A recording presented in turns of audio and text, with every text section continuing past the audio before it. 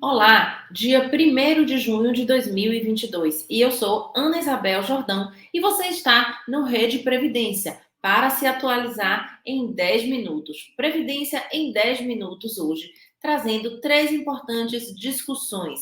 Vamos falar sobre a decisão da TNU ocorrida no último mês de maio, em que a TNU reafirma a possibilidade de acúmulo de aposentadoria por idade com auxílio acidente, o antigo auxílio suplementar.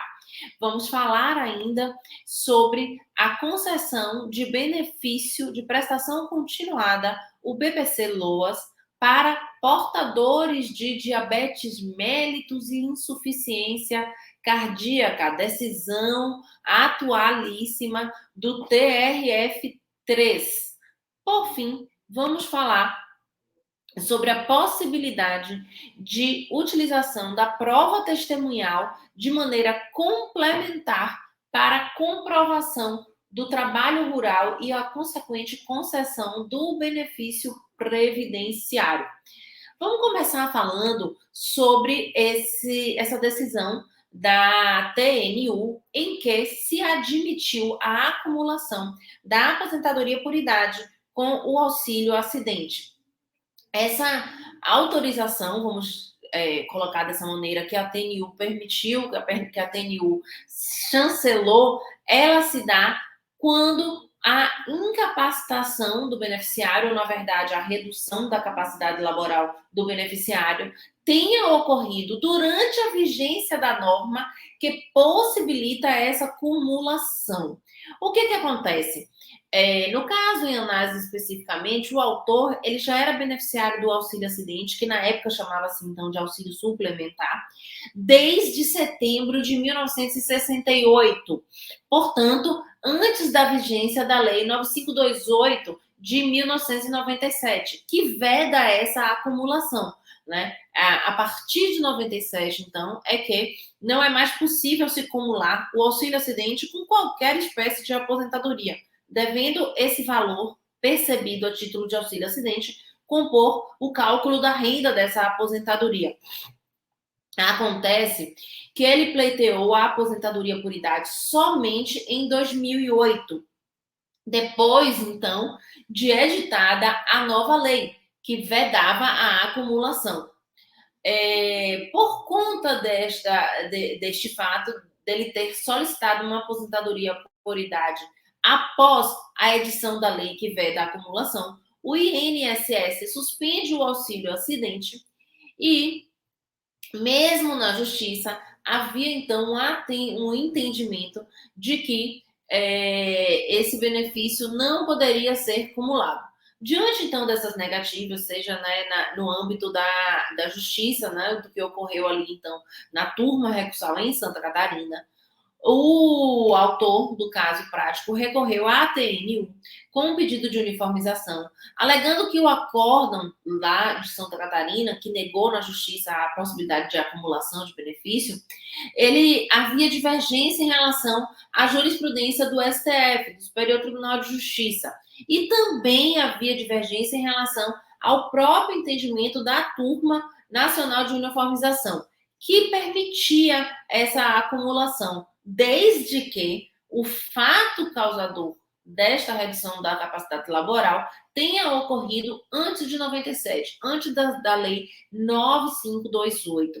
Dessa forma, o relator do processo na TNU, que foi o juiz federal Antônio Fernando Schenkel, concluiu que o autor já era beneficiário desse auxílio acidente desde 1968, portanto, possível a sua acumulação, tendo sido mais uma vez reafirmada o entendimento de que é fato incontroverso que o acidente que gerou o benefício é anterior à alteração legislativa trazida pela Lei 9528, razão pela qual o deferimento da aposentadoria por idade, ainda que posterior a 1997, não pode ser motivo de cessação do auxílio anteriormente deferido.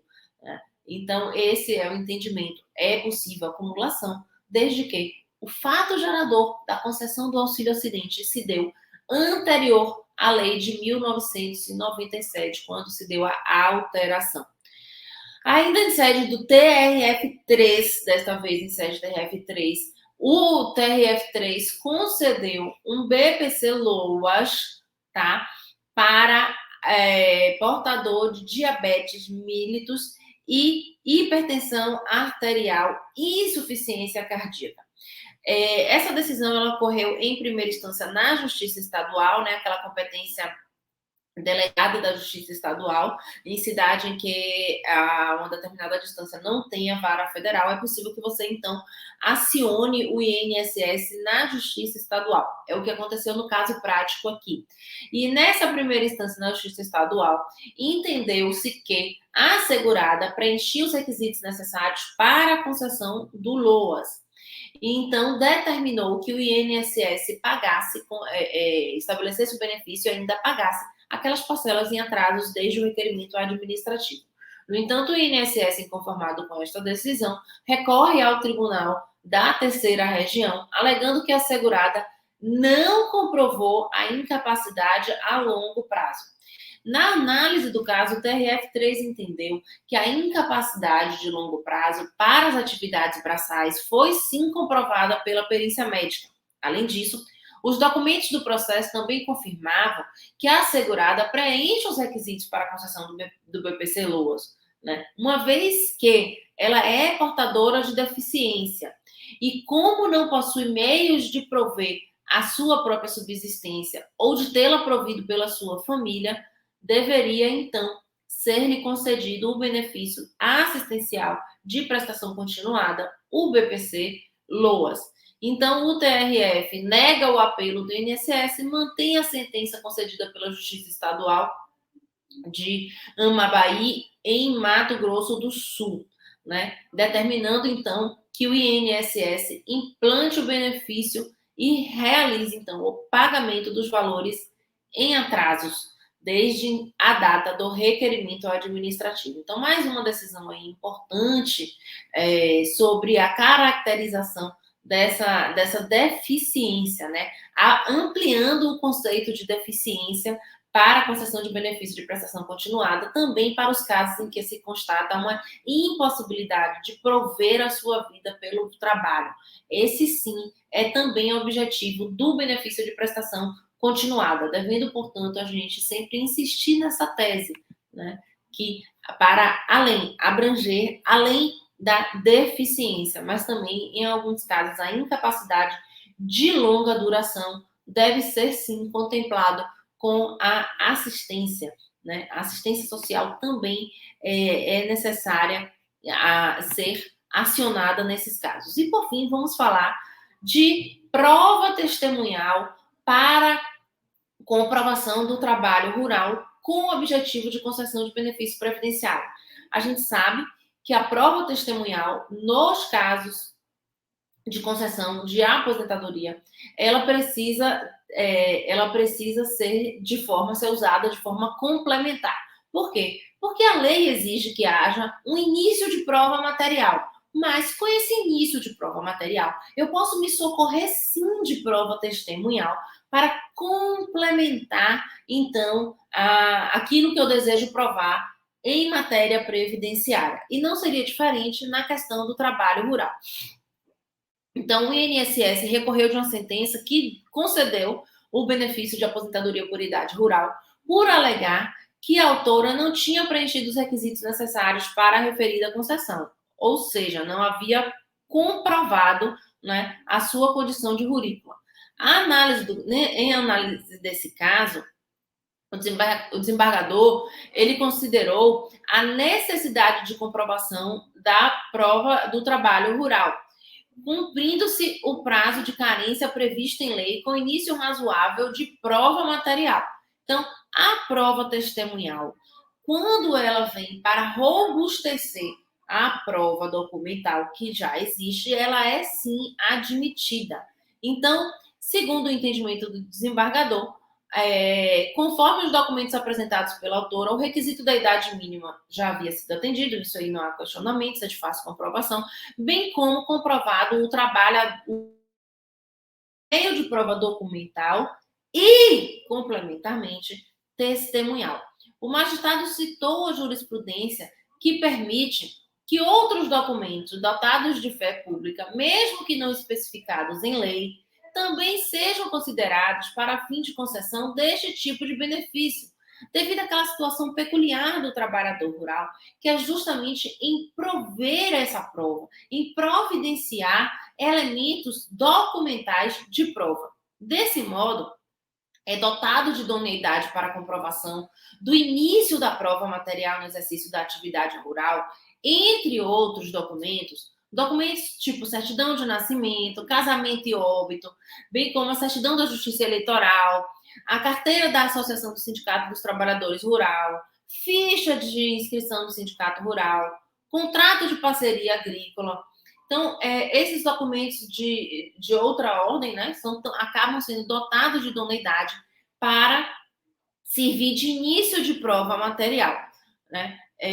No caso em que a profissão de jurídico estiver expressamente mencionada, devem ser amparados e por convincente prova testemunhal. Então, uma vez que eu consigo amealhar estes documentos, eles serão base para a minha prova testemunhal. É o chamado início de prova material. Então, cumprido esses requisitos, no caso específico aqui, né, foram apresentados esses documentos, foi então concedida a segunda turma. Ela entendeu ser a segunda turma do TRF1, entendeu por negar provimento ao recurso de apelação do INSS e conceder, julgando procedente, então reafirmando a sentença que julgou procedente, o pedido de aposentadoria por idade da parte autora. Então, a prova testemunhal, ela sim é acatada, uma vez que você tenha o início de prova material. E quando a gente fala em benefício rural, esse início de prova material, ele é de alguma forma, vamos dizer, ampliado, né, para outros meios de prova. Aquele rol da legislação, ele é um rol exemplificativo e não taxativo, devendo, então, a gente sempre ter muito cuidado na colheita desse início de prova material e também ter muito cuidado nessa prova testemunhal que vai reforçar esse início de prova material. Então, essas são as nossas notícias de hoje. Se você ainda não nos segue, se você ainda não está conosco, esse é o momento, é rapidinho, ative o sininho e fique atualizado de todas as notícias do mundo do direito previdenciário. Até a próxima semana.